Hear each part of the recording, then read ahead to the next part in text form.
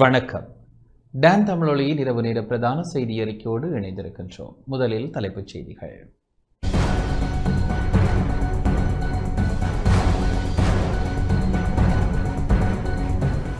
இலங்கை தொடர்பான பொறுப்புக்கூறல் செயற்திட்ட ஆணையை மேலும் 2 வருடங்களுக்கு நீடிக்க ஆதரவளிக்குமாறு கோரிக்கை.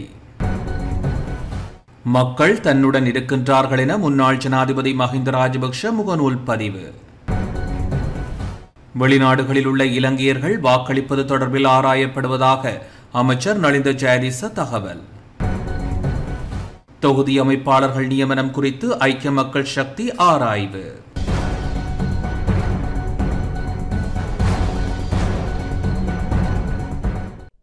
தொடர்வது முதன்மைச் செய்தி.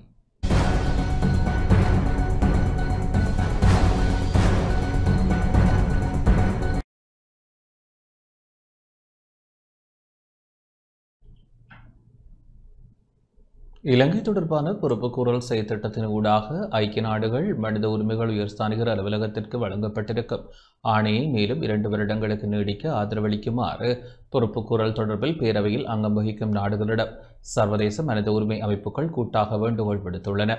இலங்கை தொடர்பான ஐநா மனித உரிமைகள் பேரவையின் கண்காணிப்பு தொடரும். அதேவேளை இலங்கை தொடர்பான பொறுப்புக்கூறல் செயற்திட்டத்தின் ஊடாக ஐநா மனித உரிமைகள் உயர்ஸ்தானிகர் அலுவலகத்திற்கு வழங்கப்பட்ட ஆணையை குறைந்தபட்சம் மேலும் 2 வருடங்களுக்கு கால நீடிப்பு செய்வதற்கு ஆதரவளிக்குமாறு ஐநா மனித உரிமைகள் பேரவையின் உறுப்பு மற்றும் கண்காணிப்பு நாடுகளிடம் சர்வதேச மனித உரிமை அமைப்புகள் கூட்டாக வேண்டுகோள் விடுத்துள்ளன.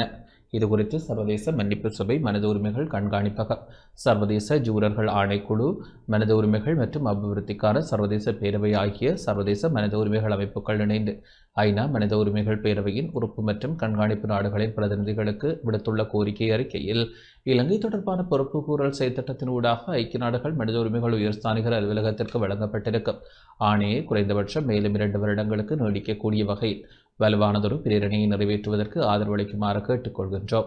சுயாதீன வழக்கு தொடுநர் அலுவலகம் ஒன்றை ஸ்தாபிப்பதற்கான இலங்கை அரசாங்கத்தின் கடப்பாடு வரவேற்கத்தக்கது எனினும் அத்தகைய கட்டமைப்பொன்றை ஸ்தாபித்து அதனை முழுமையாக இயங்க செய்வதற்கு மாதங்களோ அல்லது வருடங்களோ ஆகலாம்.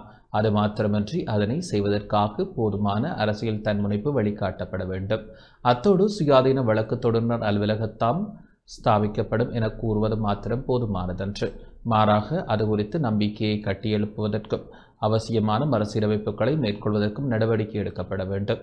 இதுவரையில் குறைந்தபட்சம் சுமார் 10 வெவ்வேறு ஆணைக்குழுக்கள் ஸ்தாபிக்கப்பட்டதன் பின்னரும் கூட போர்க்குற்றங்கள், மனித உரிமை மீறல்கள் தொடர்பில் பொறுப்புக்கூறல் உறுதிப்படுத்தப்படவில்லை. குற்றவாளிகளை பாதுகாக்கும் உள்ளக பொறிமுறைகள் மீது பாதிக்கப்பட்ட தரப்பினரும் அவர்களது குடும்பத்தினரும் இழப்புகளுக்கு முகம் கொடுத்து சமூகத்தினரும் நம்பிக்கை இழந்திருக்கிறார்கள். இவ்வாறானதொரு பின்னணியில் அரசாங்கத்தின் ஒடுக்குமுறை அச்சுறுத்தல்களுக்கு மத்தியிலும் பாதிக்கப்பட்டோரின் குடும்பத்தினர் இலங்கை தொடர்பான பொறுப்புக்கூறல் செயற்திட்டத்துடன் தொடர்புகளை பேணி வந்திருக்கிறார்கள். ஐநா மனித உரிமைகள் பேரவையின் தொழில்நுட்ப உதவிகளுடன் உள்ளக பொறுப்புக்கூறல் பொறிமுறையை முன்னெடுப்பதற்கு இலங்கை அரசாங்கம் தயாராகி வருவதாக செய்திகள் வெளியாகியுள்ளன. ஆனால் இதுவரையில் அர்த்தமுள்ள முன்னேற்றங்கள் எவையும் அடையாளப்படுத்தப்படாத நிலையில் முன்மொழிவு மீண்டும் ஒரு தோல்விக்கு வழிவகுக்கும். அது மாத்திரமன்றி பாதுகாப்புத்துறை மறுசீரமைப்புகள் மற்றும் சாட்சியாளர்களை பாதுகாப்பதற்கான கட்டமைப்புகள் என்பன நம்பத்தகுந்த உள்ளக பொறுப்புக்கூறல் பொறிமுறை ஒன்றை நிறுவுவதற்கு மிக அவசியமானதாகும். எனினும் தற்போது அவை நடைமுறையில் இல்லை. மாறாக நீதியை கோரி போராடுபவர்கள் அரசாங்கத்தினதும் பாதுகாப்பு தரப்பினரதும் தொடர் அடக்குமுறைகளுக்கு உள்ளாகி வருகின்றனர். எனவே 2015ஆம் ஆண்டு பேரவையில் நிறைவேற்றப்பட்ட 30-1 தீர்மானத்தில் வலியுறுத்தப்பட்ட செயற்திறன்மிக்க சர்வதேச பங்கேற்பின்றி தனித்த உள்ளக பொறுப்புக்கூறல் பொறிமுறையினால் பாதிக்கப்பட்ட தரப்பினரின் ஆதரவையும் பங்கேற்பையும் உறுதிப்படுத்த முடியாது. கடந்த 2024ஆம் ஆண்டு புதிய அரசாங்கம் ஆட்சி பீடமேறி 1 வருடம் பூர்த்தியடைந்துள்ள நிலையில் கடந்த கால மீறல்கள் தொடர்பிலும் மனித உரிமைகள் உறுதிப்படுத்துவதற்கு முன்னேற்றகரமான நடவடிக்கைகளை மேற்கொள்ள வேண்டியுள்ளது. இலங்கையில் சர்வதேச மனிதாபிமான சட்டத்திற்கு எதிரான மிக மோசமான மனித உரிமை மீறல்கள் இடம்பெற்றமைக்கான நம்பத்தகுந்த குற்றச்சாட்டுக்கள் ஐக்கிய நாடுகள் சபையின் விசாரணைகள் ஊடாக கண்டறியப்பட்டன. இருப்பினும் உள்ளக நிலைமாறுகால நீதி பொறிமுறைக்கான நம்பகத்தன்மையை சிறுபான்மையின மக்கள் மத்தியில் கட்டியெழுப்புவதற்குரிய நடவடிக்கைகளை முன்னெடுப்பதற்கு இலங்கையின் கடந்த கால அரசாங்கங்கள் தவறிவிட்டன. இவ்வாறானதொரு பின்னணியில் இலங்கை தொடர்பான ஐநா மனித உரிமைகள் பேரவையின் கண்காணிப்பு தொடரும். அதேவேளை இலங்கை தொடர்பான பொறுப்புக்கூறல் செயற்திட்டத்தின் ஊடாக ஐநா மனித உரிமைகள் உயர்ஸ்தானிகர் அலுவலகத்திற்கு வழங்கப்பட்ட ஆணையை குறைந்தபட்சம் மேலும் 2 வருடங்களுக்கு கால நீடிப்பு செய்வதற்கு ஆதரவளிக்குமாறு கேட்டுக்கொள்கின்றோம் என தெரிவிக்கப்பட்டுள்ளது.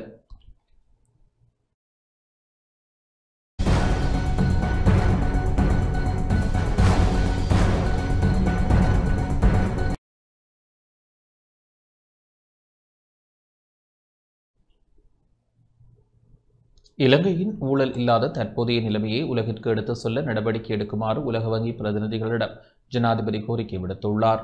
ஊழலற்ற இலங்கையின் தற்போதைய திட்டங்கள் குறித்து சர்வதேச சமூகத்தை தெளிவுபடுத்த நடவடிக்கை எடுக்குமாறும் அதனூடாக இலங்கைக்கு புதிய முதலீடுகளை ஈர்ப்பதற்கான வாய்ப்பு கிடைக்கும் எனவும் ஜனாதிபதி அனுரகுமார திசாநாயக்க உலக வங்கி பிரதிநிதிகளிடம் தெரிவித்துள்ளார்.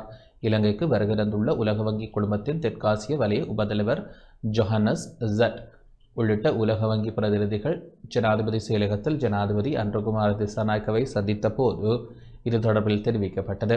இலங்கையின் எதிர்கால வளர்ச்சி இலக்குகளை அடைவதில் உலக வங்கி குழுமம் எவ்வாறு ஆதரவை வழங்க முடியும் என்பது குறித்து விரிவான கலந்துரையாடல்கள் நடத்தப்பட்டன. இலங்கையின் தற்போதைய பொருளாதார திட்டத்திற்கு பாராட்டு தெரிவித்த உலக வங்கி பிரதிநிதிகள் பொருளாதார வளர்ச்சி மற்றும் வேலைவாய்ப்பு உருவாக்கத்தில் அதிக கவனம் செலுத்தப்பட வேண்டும் எனவும் பரிந்துரைத்தனர்.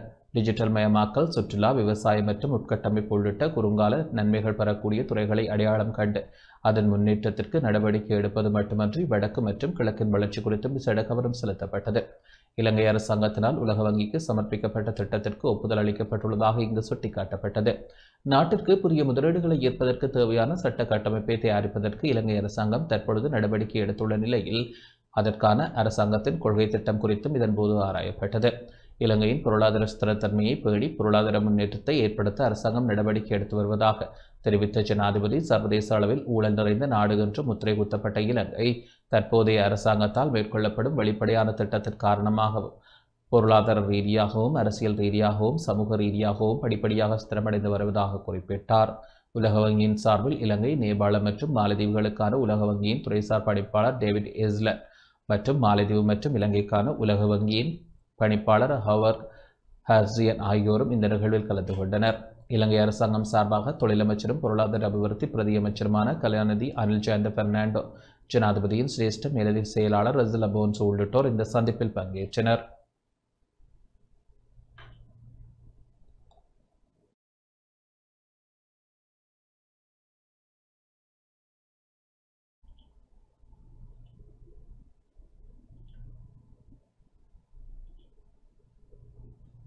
மக்கள் என்னுடன் இருக்கிறார்கள் என முன்னாள் ஜனாதிபதி மஹிந்த ராஜபக்ஷ முகநூல் பக்கத்தில் பதிவிட்டுள்ளார். அரசியல் பலம் இருந்தாலும் இல்லாவிடினும் மக்கள் என்னுடன் இருக்கிறார்கள் என முன்னாள் ஜனாதிபதி மஹிந்த ராஜபக்ஷ தனது முகநூல் பக்கத்தில் பதிவிட்டுள்ளார். அந்த பதிவில் அவர் மேலும் தெரிவிக்கையில், என் வாழ்க்கையில் அதிக நேரத்தை மக்களிடையே கழித்தேன், இன்றும் அதேதான். அந்த பதவிக்காலம் முடியலாம், ஆனால் மக்களின் அன்பு அந்த பதவிக்காலத்தை விட அதிகமாக உள்ளது. இது இன்னும் முடியவில்லை. அதிகாரம் இல்லாத காலத்தில் மக்கள் மஹிந்த ராஜபக்ஷவுடன் இருந்தார்கள்.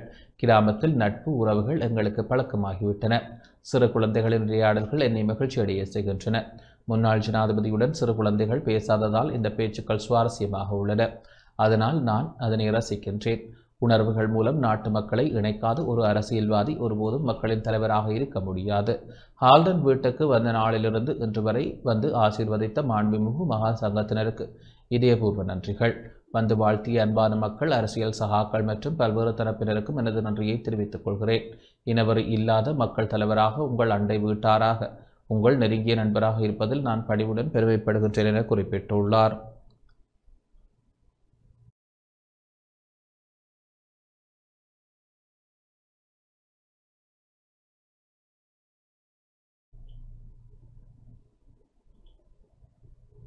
முன்னாள் ஜனாதிபதி மஹிந்த ராஜபக்ஷ கொழும்பில் குடியேறுவதற்காக 4 இடங்களை ஆராய்ந்து பார்த்ததாகவும், ஆனால் இன்னும் பொருத்தமான வீடு கிடைக்கவில்லை எனவும் தெரிவிக்கப்படுகிறது. சிறப்பு குழு ஒன்றின் ஊடாக தற்போது வீடு தேடும் நடவடிக்கை இடம்பெற்று வருவதாக கூறப்படுகிறது. இதுகுறித்து ஸ்ரீலங்கா பொதுஜன பெரமுனவின் பொதுச் செயலாளர் சாகர காரியவசத்திடம் தொடர்பு கொண்ட போது, தூதுவர்கள் உள்ளிட்ட விசேட பிரமுகர்களை சந்திப்பதற்கு பொருத்தமான சூழலை தேர்ந்தெடுக்க வேண்டும் என குறிப்பிட்டார். போதுமான மற்றும் பொருத்தமான வீதி வசதிகளை கொண்ட பகுதியில் வீடொன்றை பெற்றுக்கொள்வதே தமது எதிர்பார்ப்பு எனவும் அவர் குறிப்பிட்டார். முன்னாள் ஜனாதிபதிக்கு ஏற்ற பொருத்தமான வீடு விரைவில் கண்டுபிடிக்கப்படும் எனவும் சாகர காரியவசம் குறிப்பிட்டார். முன்னாள் ஜனாதிபதிகளின் வரப்பிரசாதங்களை நீக்குவதற்கான சட்டம் நிறைவேற்றப்பட்டதைத் தொடர்ந்து முன்னாள் ஜனாதிபதி மஹிந்த ராஜபக்ஷ கொழும்பில் உள்ள விஜயராம மாவட்டத்தில் இருந்த அரசாங்க உத்தியோகபூர்வ இல்லத்தை விட்டு வெளியேறி தங்காலையில் உள்ள ஹால்டன் வீட்டிற்கு குடிபெயர்ந்தார். அவர் இன்னும் ஹால்டன் வீட்டில் தங்கியுள்ளமை குறிப்பிடத்தக்கது. வெளிநாடுகளில் உள்ள இலங்கையர்கள் வாக்களிப்பது தொடர்பில் ஆராயப்படுவதாக அமைச்சர் நலிந்த ஜெயதிச தெரிவித்துள்ளார். வெளிநாடுகளில் வசிக்கும் இலங்கையர்கள் வாக்களிக்க ஏதுவாக சட்ட திருத்தங்களை மேற்கொள்ள அல்லது புதிய சட்டங்களை உருவாக்குவது குறித்து ஆராய குழு ஒன்றை நியமிக்க அமைச்சரவை அனுமதி அளித்துள்ளதாக அமைச்சரவை பேச்சாளர் அமைச்சர் நலிந்த ஜெயதிச தெரிவித்துள்ளார். கொழும்பில் இன்று இடம்பெற்ற செய்தியாளர் சந்திப்பில் அவர் இதனை குறிப்பிட்டார். கொழும்பில் இன்று இடம்பெற்ற செய்தியாளர் சந்திப்பில் கலந்து கொண்டு உரையாற்றிய போது அவர் இதனை குறிப்பிட்டுள்ளார்.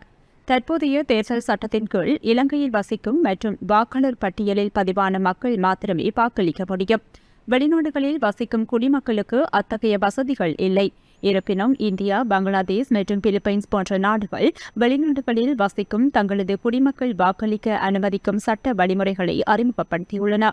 இலங்கையிலும் அத்தகைய சட்ட திருத்தங்களை மேற்கொள்ள வேண்டிய தேவை கண்டறியப்பட்டுள்ளது.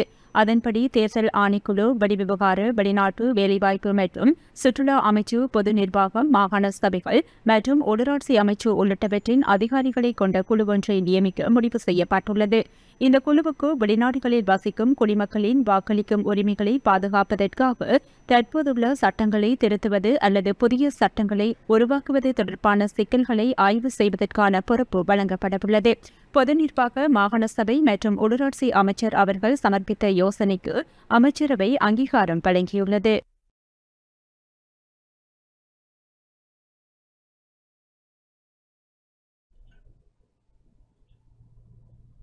யாழ்ப்பாணம் வலிகாமம் தெற்கு உடுவில் பிரதேச செயலக அபிவிருத்தி ஒருங்கிணைப்பு குழு கூட்டத்தில் ஆசன ஒழுங்கமைப்பில் குழப்பம் ஏற்பட்டது.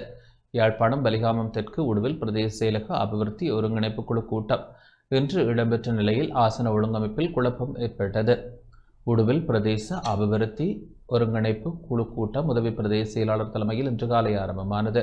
இதன்போது கூட்டத்திற்கு வருகை தந்த வலிகாமம் தெற்கு பிரதேச சபை தவிசாளர் பிரகாஷ், தெற்கில் இடம்பெறும் பிரதேச அபிவிருத்தி ஒருங்கிணைப்பு குழு கூட்டங்களில் அந்த பகுதியின் தவிசாளருக்கு மேல் இருக்கையில் ஆசனம் வழங்கப்படுகிறது எனவும், தேசிய மக்கள் சக்தி அரசாங்கத்தில் சட்டம் தெற்கிற்கு ஒன்று வடக்கிற்கு ஒன்றாக இருக்க முடியாது, தனக்குரிய ஆசனம் வேண்டும் எனவும் சபையில் கோரிக்கை விடுத்தார். இதன்போது பதில் வழங்கிய அபிவிருத்தி குழு தலைவரும் நாடாளுமன்ற உறுப்பினருமான ஸ்ரீ பவானந்த ராஜா, இங்கு எந்த அரசியலும் இல்லை என தெரிவித்ததுடன் அவர் விடுத்த கோரிக்கைக்கு தனக்கு பக்கத்தில் ஆசனத்தை வழங்கினார். இதனையடுத்து கீழ்வரிசையில் அமர்ந்திருந்த தவிசாளர் எழுந்து சென்று அபிவிருத்தி குழு தலைவர் ஸ்ரீ பவானந்த ராஜாவிற்கு கை கொடுத்து மேலிருக்கையில் அமர்ந்தார்.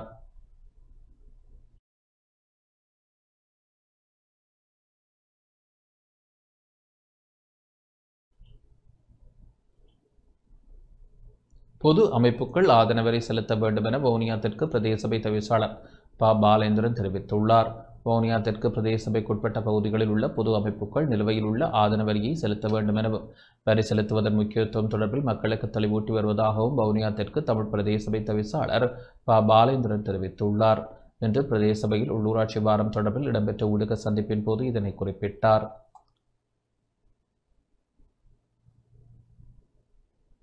உள்ளூராட்சி வாரத்தினை முன்னிட்டு இந்த கிழமை ஃபுல்லாகவும் நிகழ்வுகள் இடம்பெற்றுக் கொண்டிருக்கின்றன. 17/9/2025 சுகாதாரம் மற்றும் ஆரோக்கிய தினம். ஏனையின் வீதி மற்றும் மன்னார் வீதிகளில் இராணுவ படையினரின் ஒத்துழைப்புடன் வீதியின் இரு மருந்துகளிலும் துப்புரவு செய்கின்ற பணிகள் இடம்பெற இருக்கின்றது. அதனைத் தொடர்ந்து 18/9/2025 வருமான ஊக்குவிப்பு தினம். அந்த வருமான ஊக்குவிப்பு தினத்திலே நடமாடும் சேவை உக்குளாங்குளத்தில் இடம்பெற இருக்கின்றது. 19/9/2025 இலக்கிய மற்றும் கல்வி நூலக தினம். ஓமந்தை பாடசாலைக்கு முன்பாக அமைந்திருக்கின்ற பஸ் தரிப்பிடத்திலே நடமாடும் சேவை இடம்பெற இருக்கின்றது. அத்தோடு 20/9/2025 பொது பண்பாட்டு தினம். அந்த வகையிலே 13 வட்டாரங்களுக்கும் இந்து மயானங்கள் புனரமைப்பதற்கான துப்புரவு செய்வதற்கான வேலைகள் ஒழுங்குபடுத்தப்பட்டிருக்கின்றது. அதனைத் தொடர்ந்து 21/9 இறுதி நாளான விளையாட்டு மற்றும் சான்றிதழ்கள் வழங்குகின்ற நிகழ்விலே போன கிழமை இடம்பெற்ற ஆண்களுக்கான மென்பந்தாட்ட போட்டி மற்றும் பெண்களுக்கான எல்லை சுற்று போட்டிகளின் இறுதிப் போட்டிகள் ஓமந்தை மத்திய கல்லூரி மைதானத்திலே வெகு சிறப்பான முறையில் இடம்பெற இருக்கின்றது. வவுனியா தெற்கு தமிழ் பிரதேச சபையினால் ஆதன வரி மதிப்பீடுகள் சம்பந்தமாக தற்பொழுது பணிகள் இடம்பெற்றுக் கொண்டிருக்கின்றன. அந்த வரியினை நாங்கள் செலுத்துவதற்காக 12 வீதமாகவே இதுவரைக்கும் இருக்கின்றது. அந்த வகையிலே மக்கள் தாங்களாகவே உணர்ந்து அந்த வரிகளை கட்டுகின்ற ஒரு நிலைமையும் ஏற்பட்டு கொண்டிருக்கின்றது. நடமாடும் சேவைகளின் ஊடாகவும் இந்த மக்களுக்கான விழிப்புணர்வினை நாங்கள் வழங்கி கொண்டிருக்கின்றோம். அந்த வரியினை நீங்கள் கட்ட வேண்டும். உங்களுடைய வரிப்பணங்களின் மூலம் உங்களுடைய வீதிகளில் இருக்கின்ற மின் விளக்குகளை நாங்கள் உங்களுடைய வரிப்பணத்தின் மூலமே நாங்கள் சீர் செய்வதற்கான ஏற்பாடுகளை செய்திருக்கின்றோம் என்ற அறிவித்தல்களையும் எங்களுடைய வவுனியா தெற்கு தமிழ் பிரதேச சபையில் உள்ள கிராமங்களுக்கும் அறிய தந்து கொண்டிருக்கின்றோம்.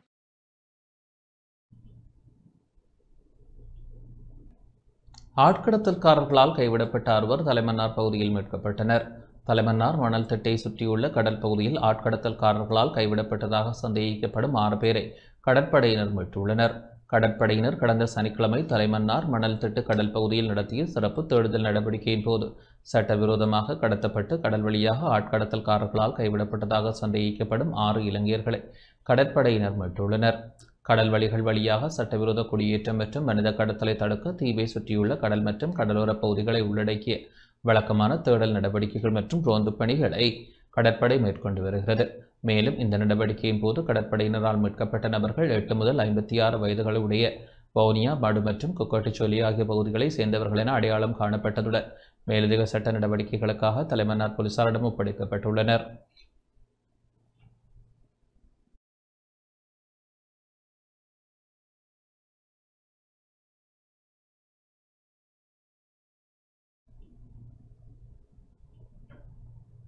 சர்வதேச சமூகத்தின் பாராமுகம் வலிந்து காணாமலாக்கப்பட்டவர்களின் உறவுகளுக்கு ஏமாற்றத்தை தருவதாக காணாமலாக்கப்பட்டவர்களின் உறவுகளது மட்டக்களப்பு மாவட்ட சங்க தலைவி தெரிவித்துள்ளார். சர்வதேச சமூகம் தமது பிரச்சினைகளை புரிந்து கொள்ள மறுப்பதானது ஏமாற்றத்தை தருவதாக வலிந்து காணாமலாக்கப்பட்டவர்களின் உறவுகளின் மட்டக்களப்பு மாவட்ட சங்க தலைவர் அமரநாயகி கவலை வெளியிட்டுள்ளார் என்று மட்டு ஊடக மையத்தில் ஊடகங்களுக்கு கருத்து தெரிவிக்கும் போதே அவர் இவ்வாறு குறிப்பிட்டார்.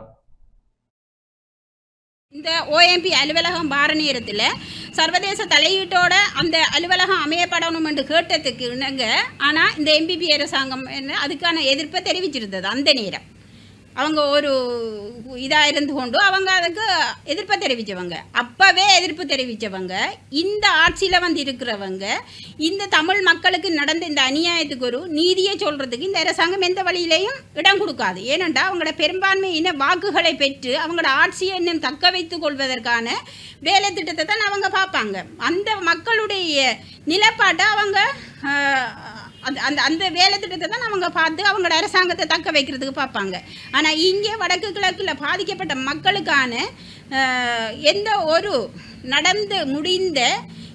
நடந்த அநியாயங்களுக்கு எந்த ஒரு நீதியும் இந்த அரசாங்கமும் தரப்போகிறதில்லை. அவர் வரும்போது எங்களுக்கு சொல்லிக்கொண்டு தான் வந்தவர், பாதிக்கப்பட்ட அம்மாக்கள் ஒரு ஆள் காணாமல் போனால் எந்த அளவுக்கு எங்களுக்கு இது இருக்குமெண்டு. நாங்கள் காணாமல் போனவர்களை பற்றி கேட்கவில்லை, காணாமல் ஆக்கப்பட்டவர்களை பற்றி கேட்கின்றோம். இறந்தவர்களை பற்றி கொண்டு வந்து தாங்கன்னு நாங்கள் கேட்கவில்லை, காணாமல் கைகளில் கொடுத்தவர்களைத்தான் கேட்கின்றோம். இந்த வகையில் இந்த அரசாங்கம் அதை புரிஞ்சு கொள்ள வேணும். நாங்கள் 2 லட்சம் ரூபாயையும் கேட்கவில்லை, எங்களுக்கு எங்களோட உறவுகளுக்கு இழப்பீடையும் கேட்கவில்லை. அவர்களுக்கு என்ன நடந்தது என்றதைத்தான் நாங்கள் கேட்டு நிற்கின்றோம்.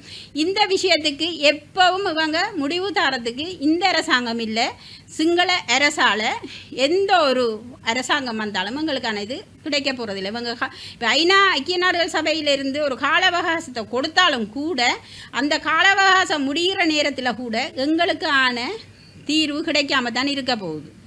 நாங்கள் அதுக்கு பிறகும் சர்வதேச நீதியை தான் கேட்க போகிறோம். இப்போவும் அதைத்தான் கேட்டுக்கொண்டிருக்கிறோம். 2015 இருந்து சர்வதேச நீதி வேணும் என்று தான் நாங்கள் இத்தனை வருஷமாக கேட்டுக்கொண்டிருக்கிறோம். ஆனால் அதுக்கான எந்த ஒரு இதுவும் சர்வதேசமும் பாராமுகமாக இருக்கிறது. எங்களுக்கு பாதிக்கப்பட்ட தரப்புகளாக எங்களுக்கு சரியான ஒரு மனவேதனையை தான் கொண்டு வந்திருக்கிறது.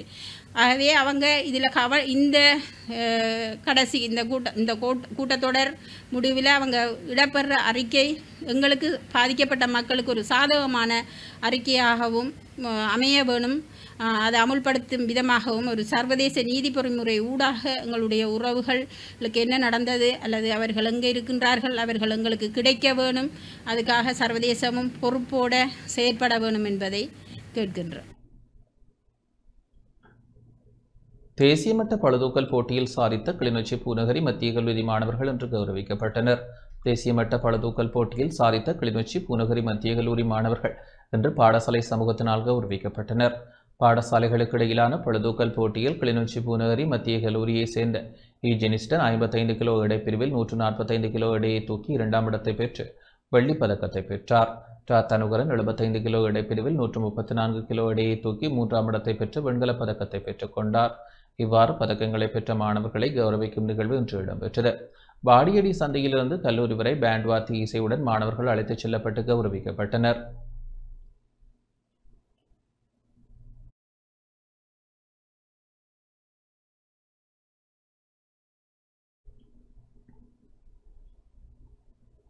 முல்லைத்தீவு கடற்பரப்பில் அத்துமீறிய சட்டவிரோத கடத்தொழில் செயற்பாடுகள் குறித்து நாடாளுமன்ற உறுப்பினர் துரைராச ரவிகரன் ஆராய்ந்துள்ளார்.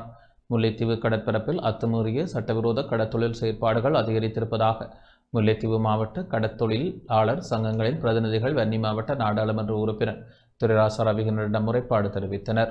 அந்த வகையில் முல்லைத்தீவு கடத்தொழிலாளர் சங்கங்களின் பிரதிநிதிகளின் முறைப்பாட்டை அடுத்து நேற்றிரவு நாடாளுமன்ற உறுப்பினர் துரைராச ரவிகரன் உடனடியாக கடத்தொழிலாளர்களுடன் கடலுக்குள் சென்று முல்லைத்தீவு கடற்பரப்பிற்குள் சட்டவிரோத செயற்பாடுகள் இடம்பெறுவதை நேரடியாக பார்வையிட்டதுடன் அவ்வாறு சட்டவிரோத கடத்தொழில் செயற்பாடுகளில் ஈடுபடும் பலரையும் கடுமையாக எச்சரித்தார். குறிப்பாக கொக்குழாய், முகத்துவாரம் மற்றும் நாயாறு உள்ளிட்ட பகுதிகளில் அத்துமீறி தங்கியுள்ள நீர்கொழும்பு, சிலாபம், புத்தளம் மீனவர்களாலும் திருகோணமலை பகுதி மீனவர்களாலும் மிக அதிக அளவில் வெளிச்சம்பாய்ச்சி மீன்பிடித்தல் மற்றும் சுருக்குவலை உள்ளிட்ட சட்டவிரோத கடத்தொழில் செயற்பாடுகள் மேற்கொள்ளப்பட்டு வருகின்றன. அந்த வகையில் கடலில் இருந்து பார்வையிடும் கரையில் தெரியும் வெளிச்சத்தை விடவும் சட்டவிரோத வெளிச்சம் பாய்ச்சி மீன்பிடித்தல் செயற்பாட்டில் ஈடுபட்டு படகுகளின் வெளிச்சம் அதிகமாக தென்படுகின்றது. அந்த அளவிற்கு மிக அதிக அளவில் சட்டவிரோத வெளிச்சம் பாய்ச்சி மீன்பிடித்தல் செயற்பாடுகள் இடம்பெற்று வருகின்றன. இந்த நிலையில் இந்த நிலைமைகளை வன்னி மாவட்ட நாடாளுமன்ற உறுப்பினர் துரைராச ரவிகரனுக்கு நேரடியாக காண்பித்த முல்லைத்தீவு கடத்தொழிலாளர் சங்கங்களின் பிரதிநிதிகள் இவ்வாறான அதிகரித்த சட்டவிரோத கடத்தொழில் செயற்பாடுகளால் முல்லைத்தீவில் சட்டத்திற்குட்பட்டு கடத்தொழிலில் ஈடுபட்டு வரும் மீனவர்களால் கடத்தொழிலில் ஈடுபட முடியாத நிலை ஏற்பட்டுள்ளதாக சுட்டிக்காட்டினர். குறித்த சட்டவிரோத கடத்தொழில் செயற்பாடுகளுக்கு எதிராக தொடர்ச்சியாக குரல் எழுப்பி வருவதாக நாடாளுமன்ற உறுப்பினர் சுட்டிக்காட்டினார். நேரடி கள விஜயத்தின் போது சட்டவிரோத கடத்தொழில் செயற்பாடுகள் இடம்பெறுவதை ஆதாரப்படுத்தும் வகையில் சேகரிக்கப்பட்ட விடயங்களை உரிய இடங்களுக்கு கொண்டு சென்று இந்த சட்டவிரோத கடத்தொழில் செயற்பாடுகளை நிறுத்துவதற்குரிய செயற்பாடுகள் மேற்கொள்ளப்படுவதாக தெரிவித்தார்.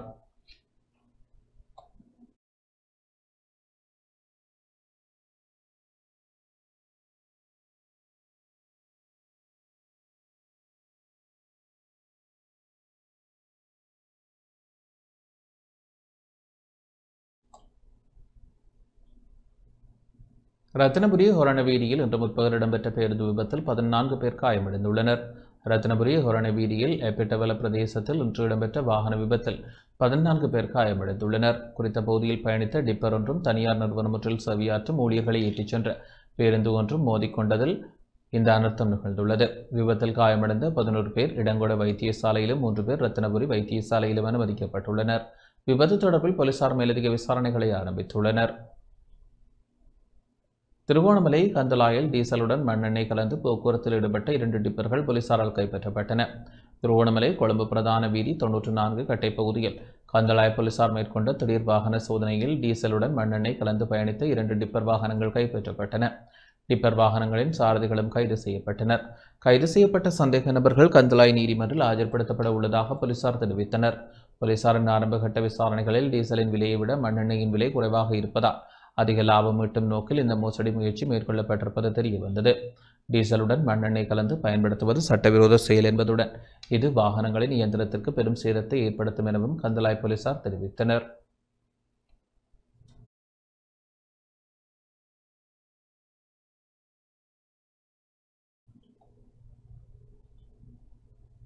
கொத்மலை பிரதேச செயலகத்திற்கு முன்பாக இன்று மக்கள் போராட்டத்தில் ஈடுபட்டனர்.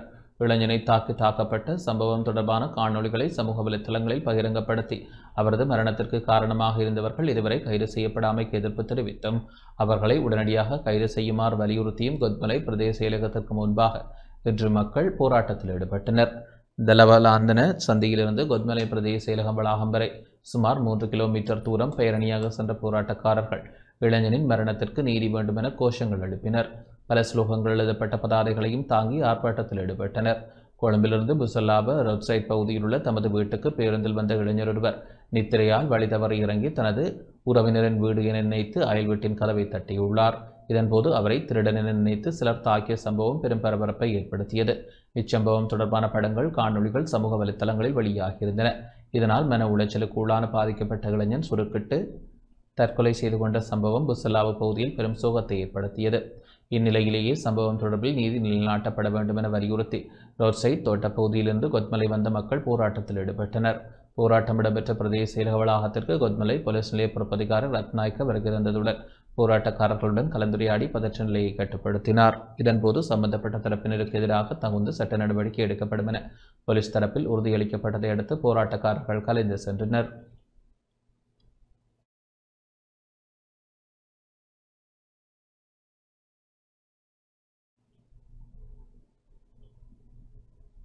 தொகுதி அமைப்பாளர்கள் நியமனம் குறித்து ஐக்கிய மக்கள் சக்தி ஆராய உள்ளது. கட்சியின் பலவீனமான அமைப்பாளர்கள் தொடர்பில் ஆராய்வதற்காக 5 உறுப்பினர்களை கொண்ட விசேட குழு ஒன்று நியமிக்கப்பட்டுள்ளதாக ஐக்கிய மக்கள் சக்தி அறிவித்துள்ளது. கட்சியின் பலவீனமான தொகுதி அமைப்பாளர்களுக்கு பதிலாக புதிய அமைப்பாளர்களை நியமிக்க நடவடிக்கை எடுக்கப்பட்டுள்ளதாக ஐக்கிய மக்கள் சக்தியின் பொதுச் செயலாளர் நாடாளுமன்ற உறுப்பினர் ரஞ்சித் மதும் பண்டார தெரிவித்துள்ளார். அதற்கமைய அடுத்த வாரம் முதன்முறையாக இந்த குழுவை கூட்டுவதற்கு திட்டமிடப்பட்டுள்ளது. தேர்தலின் போது சில அமைப்பாளர்களின் மோசமான செயற்திறன், அமைப்பு நடவடிக்கைகள் இல்லாமை மற்றும் வாக்குகள் குறைவதற்கு பாதித்த பிரச்சினைகள் குறித்து முறைப்பாடுகள் வந்துள்ளதாகவும் முறையான விசாரணைக்கு பின்னர் முடிவுகள் எடுக்கப்பட்டு புதிய அமைப்பாளர்கள் நியமிக்கப்படுவார்கள் எனவும் அவர் தெரிவித்தார்.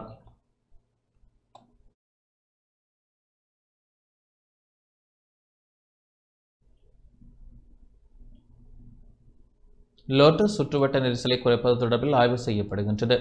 லோட்டஸ் சுற்றுவட்ட பகுதியில் போக்குவரத்து நெரிசலை குறைப்பதற்கான விரிவான சாத்தியக்கூறுகள் குறித்து ஆய்வு நடத்துவதற்கு முன்மொழிவுக்கு அமைச்சரவை அனுமதி அளித்துள்ளதாக அமைச்சரவை பேச்சாளர் அமைச்சர் நலிந்த ஜெயதிச தெரிவித்துள்ளார். கொழும்பில் இன்று இடம்பெற்ற செய்தியாளர் சந்திப்பில் அவர் இதனை குறிப்பிட்டார். செய்தியாளர் சந்திப்பில் கலந்து கொண்டு உரையாற்றிய போது அவர் இதனை குறிப்பிட்டுள்ளார். கொழும்பு துறைமுக நகரம், துறைமுக அணுகல் வீதி மற்றும் நகர மையத்தில் முன்னெடுக்கப்பட்டு வரும் ஏனைய அபிவிருத்திகள் உள்ளிட்ட முக்கிய உட்கட்டமைப்பு திட்டங்கள் விரைவில் நிறைவடையும் போது போக்குவரத்து நெரிசல் மேலும் மோசமடையும் என அதிகாரிகள் எச்சரித்துள்ளனர். இதனை கருத்தில் கொண்டு முறையான கொள்முதல் செயல்முறை மூலம் ஒரு ஆலோசனை நிறுவனத்தை தேர்ந்தெடுப்பது குறித்து போக்குவரத்து, நெடுஞ்சாலைகள், துறைமுகங்கள் மற்றும் சிவில் விமான போக்குவரத்து அமைச்சர் சமர்ப்பித்த முன்மொழிவுக்கு அமைச்சரவை ஒப்புதல் அளித்துள்ளது. நிலையான போக்குவரத்து தீர்வை வடிவமைப்பதற்கான விரிவான சாத்தியக்கூறுகள் குறித்து ஆய்வினை மேற்கொள்வது இந்த நிறுவனத்தின் பணியாக இருக்கும். கொழும்பின் பிரதான போக்குவரத்து வழித்தடங்களுடனான தொடர்பை மேம்படுத்துதல், லோட்டஸ் சுற்றுவட்ட பகுதியில் உள்ள போக்குவரத்து நெரிசலை குறைத்தல் மற்றும் கரையோர வீதியின் திட்டமிடப்பட்ட விரிவாக்கம் உள்ளிட்ட விடயங்கள் தொடர்பில் இந்த ஆய்வில் கவனம் செலுத்தப்படும் என தெரிவிக்கப்பட்டுள்ளது.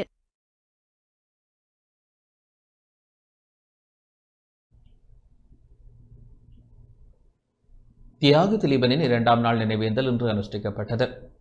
திலீபனின் 38ஆம் ஆண்டு நினைவேந்தல் நேற்று ஆரம்பிக்கப்பட்ட நிலையில் இன்று 2ஆம் நாள் நினைவேந்தல் இடம்பெற்றது.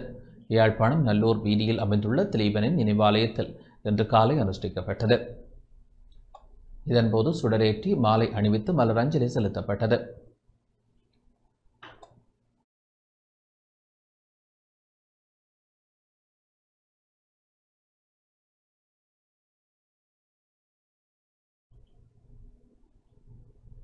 திருகோணமலை தோப்பூர் பாலத்தோப்பூர் மையவாடி வீதி காப்பேட் வீதியாக மாற்றப்பட உள்ளது. கிராமிய வீதி அபிவிருத்தி திட்டத்தின் கீழ் திருகோணமலை தோப்பூர் பாலத்தோப்பூர் மையவாடி வீதியை காப்பேட் வீதியாக புனரமைப்பதற்கான வேலைகள் இன்று மாலை ஆரம்பித்து வைக்கப்பட்டன. கிழக்கு மாகாண ஆளுநர் பேராசிரியர் ஜெயந்தலால் ரத்னசேகர, பிரதி அமைச்சர் அருண் ஹேமச்சந்திர ஆகியோர் அதிதிகளாக கலந்து கொண்டு புனரமைப்பு பணிகளை ஆரம்பித்து வைத்தனர். நிகழ்வில் வீதி அபிவிருத்தி அதிகார சபையின் உயர் அதிகாரிகள், தேசிய மக்கள் சக்தி முக்கியஸ்தர்கள், பொதுமக்கள் என பலர் கலந்து கொண்டனர். 750 மீட்டர் நீளமுள்ள இவ்வீதி 2,17 லட்சம் ரூபாய் செலவில் காப்பேட் வீதியாக புனரமைப்பு செய்யப்பட உள்ளது.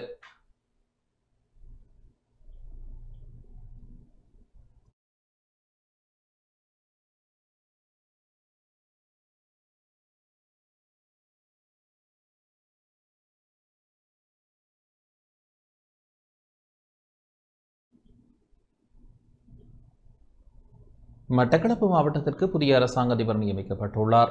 மட்டக்களப்பு நிர்வாக மாவட்ட புதிய அரசாங்க அதிபராக ஜே.எஸ். அருள்ராஜ் நியமிக்கப்பட்டுள்ளார்.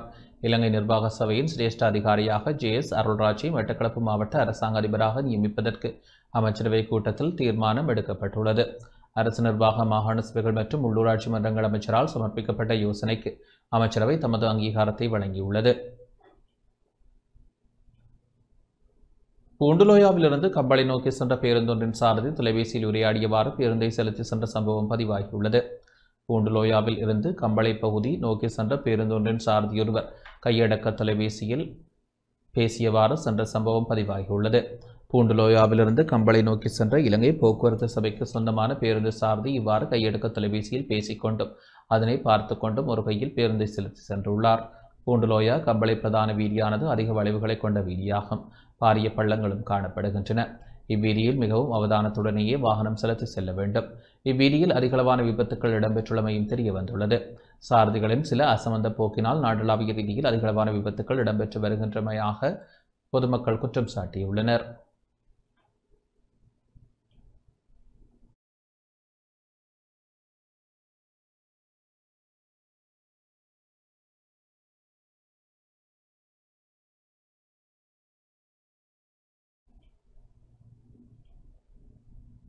உவ மாகாண ஆளுநர் முஸ்லிம் மத தலைவர்களுக்கு நன்றி தெரிவித்துள்ளார்.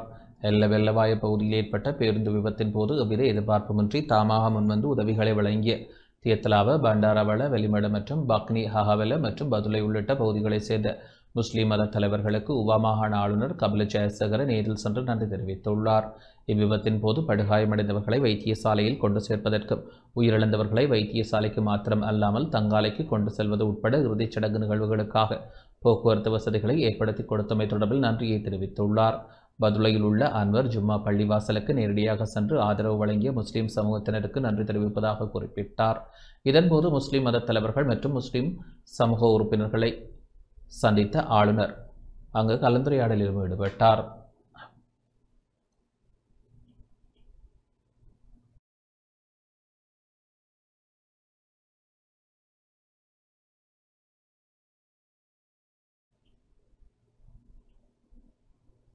நாமல் ராஜபக்ஷ இலங்கைக்கான இந்திய உயர்ஸ்தானிகர் சந்தோஷ் ஜாவை சந்தித்துள்ளார். ஸ்ரீலங்கா பொதுஜன பெரமுனவின் தேசிய அமைப்பாளரும் நாடாளுமன்ற உறுப்பினருமான நாமல் ராஜபக்ஷ இலங்கைக்கான இந்திய உயர்ஸ்தானிகர் சந்தோஷ் ஜாவை சந்தித்துள்ளார். இந்த சந்திப்பு இந்திய உயர்ஸ்தானிகர் அலுவலகத்தில் இடம்பெற்றுள்ளது. இதன்போது நாட்டின் தற்போதைய நிலவரம் தொடர்பில் கருத்துக்கள் பரிமாறப்பட்டன. இது தவிர பல விடயங்கள் குறித்தும் ஆராயப்பட்டுள்ளது.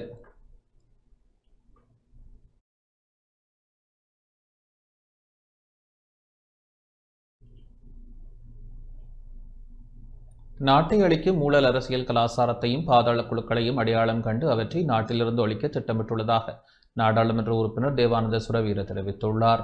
முழு நாடும் ஒரு வேலைத்தளமாக மாறியுள்ளதாக நாடாளுமன்ற உறுப்பினர் தேவானந்த சுரவீர தெரிவித்துள்ளார். கொழும்பில் நேற்று ஊடகவியலாளர் எழுப்பிய கேள்விக்கு பதிலளிக்கும் போதே அவர் இதனை தெரிவித்தார். මුළු ලංකාවම දැන් වැඩ බිමක් බවට පත් වෙලා තියෙනවා. එක පැත්තකින් නෙවෙයි පැති ගණනාවකින්. முழு நாடும் ஒரு வேலைத்தளமாக மாறியுள்ளது.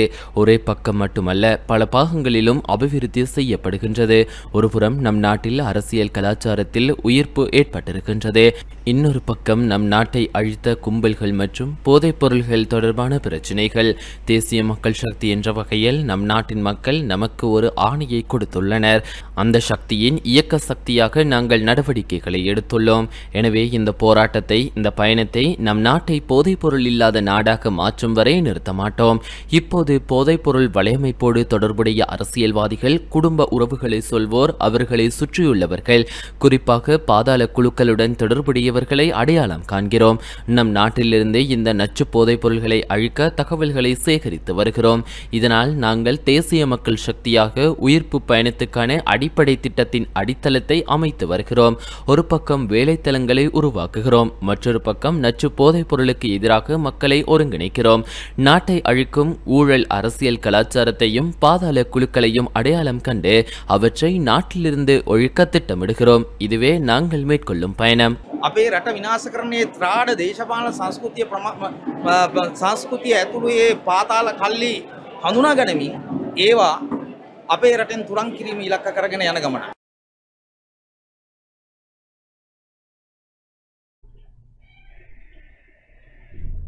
மட்டக்களப்பு மாவட்ட எல்லைப்புறங்களில் அமைக்கப்படும் தற்காலிக குடியிருப்புகள் தடுக்கப்பட வேண்டும் என EPRLF கட்சி கோரியுள்ளது. மட்டக்களப்பு மாவட்டத்தின் எல்லைப்புறங்களில் அமைக்கப்படும் தற்காலிக குடியேற்றங்களை உள்ளூராட்சி மன்றங்கள் தடுக்க வேண்டும் என EPRLF கட்சியின் சிரேஷ்ட உபதலைவர் இராத்துரை ரட்னம் வலியுறுத்தியுள்ளார். இன்று ஊடகங்களுக்கு கருத்து தெரிவிக்கும் போதே அவர் இவ்வாறு குறிப்பிட்டார்.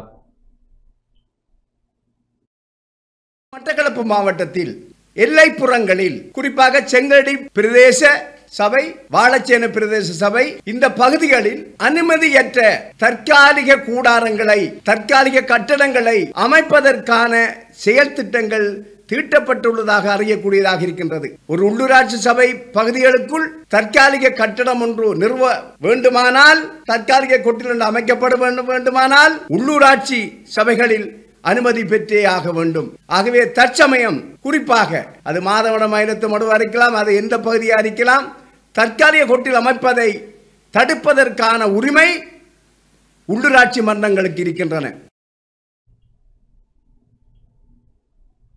யாழ்ப்பாணம் கொடிகாமம் முசன் ராமநாதன் மகாவித்தியாலய வருடாந்த பரிசல் நாள் நிகழ்வு இன்று இடம்பெற்றது.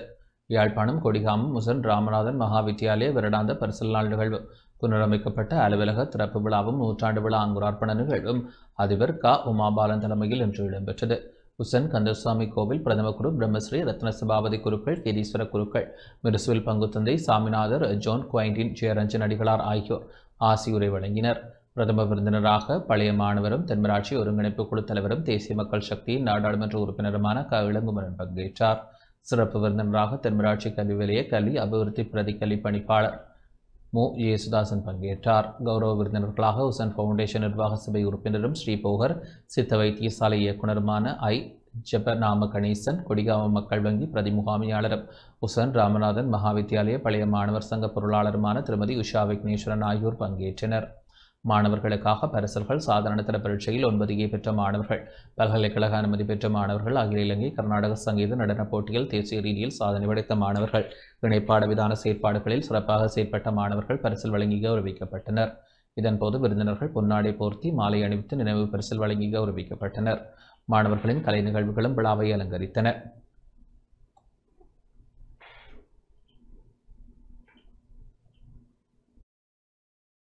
இன்று நாடு சற்று முன்னோக்கி நகர்ந்து கொண்டிருக்கிறது. அரசியலுக்கு அப்பால் புத்திஜீவிகளை கொண்ட ஒரு கட்டமைப்பு கூடாக கட்டியெழுப்புகின்ற நாடாகத்தான் திகழ்கிறது. திறமையானவர்களின் அறிவுகளை பெற்று இந்த நாட்டை வளப்படுத்துவதற்கு எமது அரசாங்கம் எத்தனிக்கிறது. மாணவர்களுக்கு கல்வி என்பது பாரியொரு சுமையாக மாற்றப்பட்டுள்ளது. இந்த புதிய கல்வி சீர்திருத்தமானது எமது அரசாங்கத்திற்கு ஊடாக அறிமுகப்படுத்தப்படுகிறது 2026ஆம் ஆண்டு. ஏனென்றால் 1ஆம் ஆண்டில் அந்த புதிய சீர்திருத்தத்தை கொண்டு வர்றோம். அதே நேரம் 6ஆம் ஆண்டில் தொடங்குகிறோம். 13ஆம் ஆண்டு வரையான கல்வியை தொடர வேண்டும். அதுதான் நமது நாட்டின் அரசாங்கத்தின் இலக்கு. உண்மையாகவே புள்ளி முறையை கொண்ட கல்வி முறையை நீக்கிவிட்டு வாழ்க்கைக்கு தேவையான கல்வி முறையை பயிலுவது. எதிர்வருங்காலத்தில் எமது பிரதேசத்தில் பல கைத்தொழில் வலயங்களை உருவாக்குவது தீர்மானிக்கிறோம். கல்விதான் அத்தியாவசியம். கல்வி என்பது அழியாது.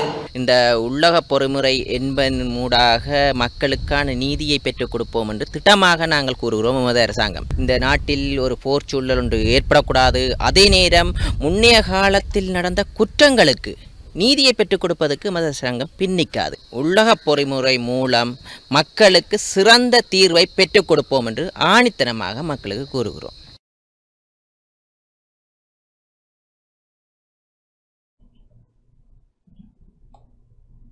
வெடிப்புகள் ஏற்பட்டு அபாயகரமாக காணப்படும் ஹெட்டன் இனிகத்தென பிளாக் வாட்டர் தமிழ் பாடசாலையின் கட்டடங்களை புனரமைத்து தருமாறு கோரி மாணவர்கள் இன்று ஆர்ப்பாட்டத்தில் ஈடுபட்டனர். ஹெட்டன் கல்வி வலயத்திற்குட்பட்ட இனிகத்தென பிளாக் வாட்டர் தமிழ் பாடசாலையின் கட்டடங்களில் வெடிப்பு ஏற்பட்டுள்ளதாகவும் கூரைகள் உடையும் தருவாயில் காணப்படுவதாகவும் தெரிவித்து கவனஈர்ப்பு ஆர்ப்பாட்டம் ஒன்றை மாணவர்கள் தமது பெற்றோருடன் இணைந்து முன்னெடுத்தனர். குறித்த பாடசாலை 99 வருடங்களை பூர்த்தி செய்து அடுத்த வருடம் 100ஆண்டு விழாவை கொண்டாட உள்ள நிலையில் பாடசாலையின் கட்டிடத்தின் நிலை அபாயகரமாக காணப்படுவதாக பெற்றோர்கள் தெரிவித்தனர். மாணவர்களின் பாதுகாப்பு கருதி அவர்கள் அருகில் உள்ள தொழிற்சாலையில் தங்க வைக்கப்பட்டிருந்தாலும் இதற்கான நிரந்தர தீர்வு கிட்டும் வரை மாணவர்களை பாடசாலைக்கு அனுப்புவதில்லை எனவும் பெற்றோர்கள் கவனஈர்ப்பு ஆர்ப்பாட்டத்தின் போது தெரிவித்தனர்.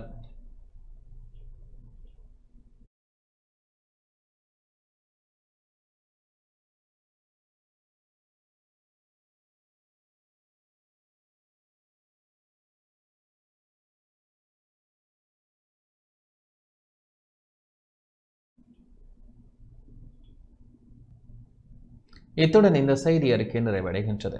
வணக்கம்.